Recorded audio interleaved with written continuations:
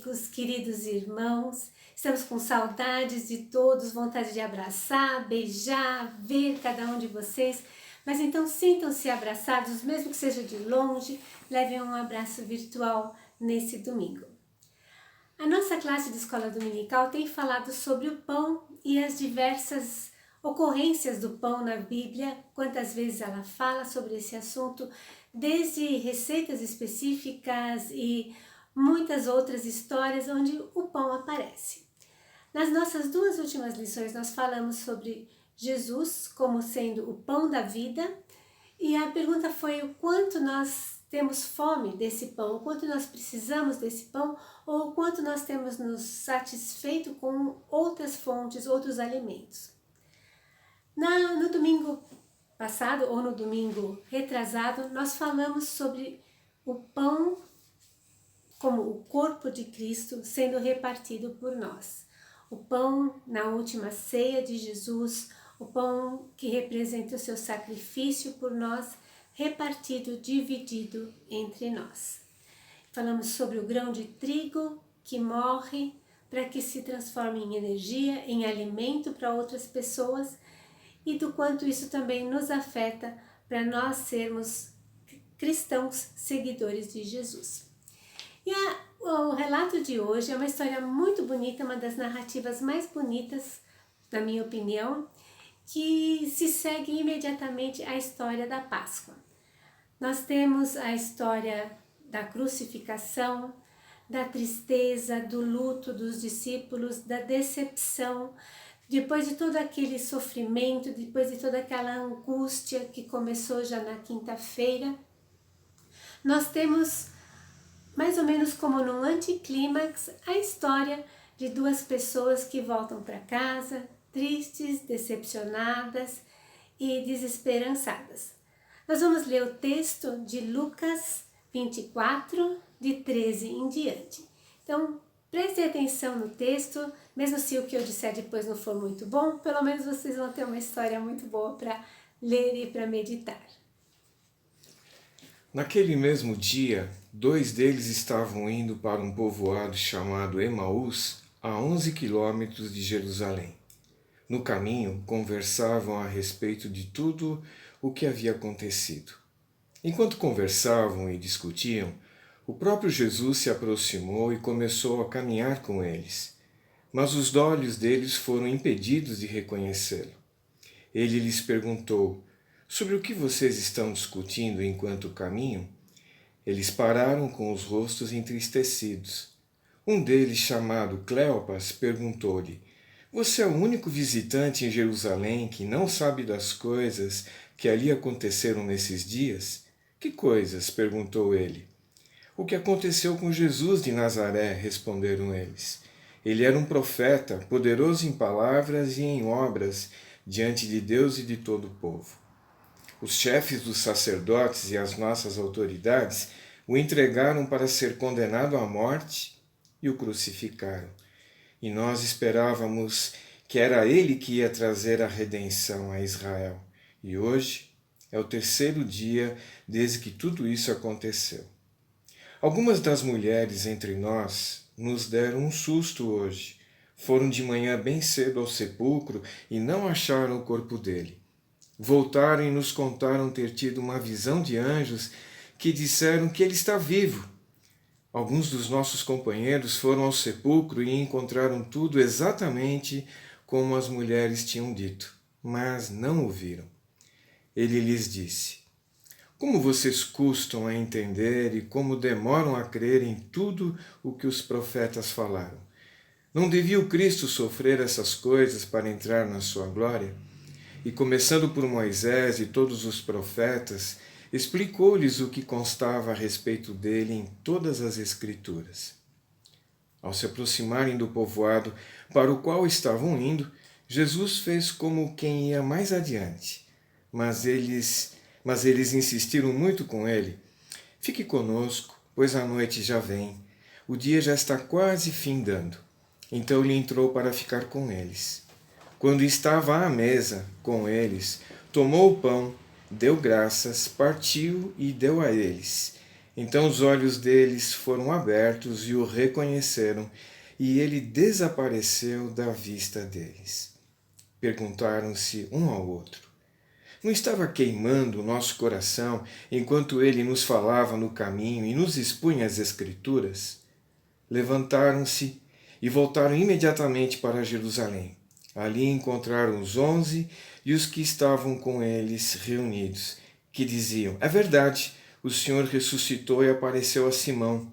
Então os dois contaram o que tinha acontecido no caminho e como Jesus fora reconhecido por eles quando partiu o pão. Muito bem. Nós temos aí a narrativa sobre duas pessoas, provavelmente um casal, um homem e uma mulher, que voltavam para casa com as emoções à flor da pele, depois de muitos acontecimentos naqueles dias. De sexta para domingo havia acontecido muita coisa. Jesus, aquela pessoa em quem eles haviam apostado, as esperanças em quem eles haviam depositado, suas expectativas, tinha sido crucificado, tinha morrido, tinha sido sepultado, e agora vinham boatos, histórias de que ele teria sido visto por alguns discípulos, mas eles não sabiam bem se isso era verdade ou não. Para eles, de qualquer forma, tudo tinha acabado. E eles voltavam para casa quando de repente um desconhecido se junta a eles, e a Bíblia diz que eles não reconheceram, que seus olhos foram como que fechados para isso. Nós não sabemos por quê, se isso foi um ato sobrenatural, se foi por causa da tristeza, se foi talvez pelo sol poente à vista deles, nós não sabemos. Em todo caso, Jesus se junta a eles faz como se ele não soubesse do que eles estavam falando, eles dizem então qual era o motivo da sua tristeza, e ele, com toda paciência, explica tudo que a Bíblia, tudo que as Escrituras falavam a seu respeito, desde o Antigo Testamento, desde Moisés e os profetas. E aos poucos eles começam a entender, começam a ver uma coerência naquilo que havia acontecido. E nisso eles chegam a Emaús, a sua casa, e Jesus faz como se ele fosse embora. É muito interessante isso, mas eles querem continuar, eles ainda têm assunto, e eles dizem para Jesus: venha, a prosa está tão boa, entra, vamos tomar um café, vamos jantar, fica conosco porque já vai anoitecer. E Jesus aceita o seu convite e entra para a casa deles. Eles preparam uma refeição com pão e pedem então que Jesus assuma a liderança da mesa. Interessante isso. Talvez Jesus já tivesse intimidade com aquela casa sem que os discípulos se lembrassem disso. Em todo caso, a Bíblia conta que ele tomou o pão, agradeceu e o partiu e deu a eles. É quase inevitável lembrar do relato que Paulo faz em 1 Coríntios 11, quando ele descreve a ceia do Senhor. Eu vou ler esses versículos de 1 Coríntios 11, são tão conhecidos. Paulo diz: pois do Senhor recebi o que também lhes entreguei, que o Senhor Jesus, na noite em que foi traído, tomou o pão e, tendo dado graças, partiu-o e disse: isto é o meu corpo que é dado em favor de vocês. Façam isto em memória de mim. Nós fazemos isso, esse partir do pão em memória de Jesus toda vez que nós celebramos a ceia. Mas isso me faz pensar também, será que Jesus estava se referindo só à cerimônia da ceia, que deveria ser uma lembrança, um memorial da sua vida, da sua morte? Será que era a cerimônia da ceia que ele se referia para que nós repetíssemos isso sempre para lembrarmos dele? Será que talvez ele se referisse ao próprio partir do pão? Será que ele talvez estava se referindo à partilha, ao dividir, ao compartilhar? Que talvez seja isso que nós devemos fazer também, naturalmente, além da ceia do Senhor que nós celebramos em conjunto com toda a igreja. Será que a partilha do pão, o compartilhar, não é aquilo que ele nos ordenou também? Será que não é na partilha, na divisão, no dar aquilo que nós temos, que nós nos tornamos parecidos com Ele? A Bíblia diz, ou melhor, o próprio Senhor disse que nós seríamos reconhecidos pelo amor que nós temos um para com o outro. E eu creio que nós também somos conhecidos como cristãos pelo amor que nós temos para com os outros, a quem nós damos algo de nós. Quando Ele o faz, quando Ele dá o pão, de repente Ele desaparece diante dos seus olhos, eles não o veem mais. E só então, depois que Jesus foi embora, eles percebem o que havia acontecido. Eles percebem quem era aquele homem, quem era a pessoa que os acompanhou, quem era aquela pessoa que entrou na sua casa e iria partilhar a refeição com eles. Aí eles dizem, nossa, não ardia o nosso coração quando nós falávamos com ele?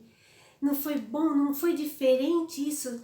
Não é verdade que nós sentimos que ele era Jesus? Você também sentiu isso? Você também percebeu que ele era Jesus? E a outra pessoa confirma, sim, eu também percebi algo diferente, agora eu sei quem ele era. Isso me faz pensar também no seguinte, muitas vezes, quando nós estamos numa dificuldade, como nesse momento agora tão difícil que o nosso país está atravessando, muitas vezes a gente pergunta, onde está Deus? Onde está Jesus no meio de tudo isso? Nós não sentimos a presença dele, nós não percebemos a presença dele. Mas isso não quer dizer que ele não esteja lá. Assim como aqueles discípulos de Emaús só perceberam mais tarde que ele havia estado entre nós, entre eles, assim também nós muitas vezes só reconhecemos que Jesus esteve ao nosso lado, estava ao nosso lado, depois, em retrospectiva. Quando nós olhamos para trás, nós falamos, nossa, puxa vida, e não é que Jesus estava lá? E não é que Jesus me sustentou? E não é que Deus me carregou naquele período? Não é verdade? E eu espero que assim que as dificuldades terminarem, virão outras, com certeza. Mas que nós possamos também perceber que ainda que a gente não perceba, não sinta, não tenha consciência de Jesus nos momentos difíceis, nós podemos saber que Ele está conosco. Agora, ontem e sempre vai estar, porque foi isso que Ele nos prometeu. Desejo a todos ainda uma boa semana, na graça e na companhia de Jesus.